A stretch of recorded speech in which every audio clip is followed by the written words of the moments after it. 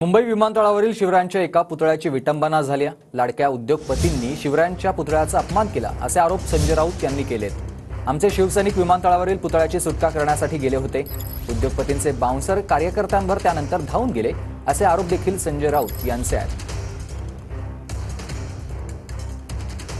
विमानतळ गौतम अडाणीच्या म्हणजे भारतीय जनता पक्षाच्या ताब्यात गेल्यामुळे छत्रपती शिवाजी महाराजांचा पुतळ्याला जागा नाही आणि जवळजवळ तो गोडाऊनमध्ये टाकण्यात आलेला आहे आणि त्या पुतळ्याचा जिरेटोप तुटलेला आहे. ह्या मुंबईत म्हणजे महाराष्ट्राच्या राजधानीमध्ये शिवपुतळ्याची अशा प्रकारे विटंबना भाजपच्या लाडक्या